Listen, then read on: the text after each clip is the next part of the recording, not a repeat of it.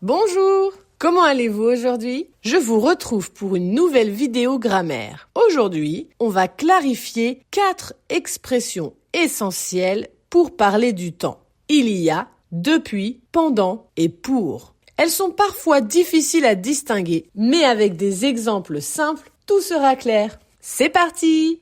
Commençons avec l'expression il y a. On l'utilise pour parler d'un moment passé et terminé. En anglais, elle se traduit par ago. J'ai commencé le français il y a 2 ans. 2 years ago. Elle est arrivée il y a 3 jours. Depuis, c'est une action qui continue. On l'utilise avec le présent pour exprimer une action commencée dans le passé, mais qui est toujours en cours. Par exemple, j'habite à Paris depuis 2019. Depuis qu'il travaille, il dépense trop d'argent. Donc le temps de la phrase est le présent, parce que c'est une action qui continue aujourd'hui. Ensuite, nous avons pendant. On l'utilise pour indiquer combien de temps une action a duré. Et donc on l'utilise au passé, parce que l'action est terminée. Par exemple, j'ai étudié pendant 2 heures hier soir. Elle a habité à Nashville pendant 10 ans. Elle n'habite plus à Nashville. C'est terminé. It's over. Et enfin, pour. On l'utilise pour exprimer une durée prévue dans le futur. Par exemple, je vais partir à Rome pour 2 semaines. C'est une planification. En France, le président est élu pour 5 ans. C'est une durée attendue. Il est très fréquent, pour les anglophones, de confondre pour et pendant. Pendant s'emploie pour indiquer une durée réelle et limitée dans le passé ou le futur.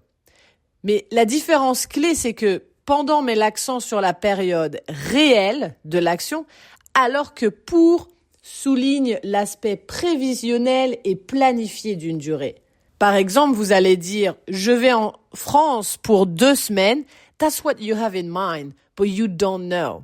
But you will say « Je vais attendre pendant au moins 1 heure chez le médecin ». You expect to wait for 1 hour. Donc, pour résumer, il y a, c'est ago. Depuis, c'est une action qui continue. Pendant, c'est une durée complète, et donc souvent au passé, puisque c'est terminé. Et pour, c'est pour une durée prévue, et donc souvent au futur. C'est parti pour une petite pratique. Complétez avec il y a, depuis, pendant ou pour. Les réponses sont dans la prochaine slide. Et voici les réponses. Une fois de plus, avec pendant et pour, c'est une question d'interprétation. Par exemple, je vais rester à Lyon pour 2 semaines. You could also say pendant, depending on what you're trying to say. Pour 2 semaines is what you have in mind. Pendant 2 semaines, everything is booked. Et voilà, c'est fini pour aujourd'hui. On se retrouve bientôt dans une nouvelle vidéo. Au revoir!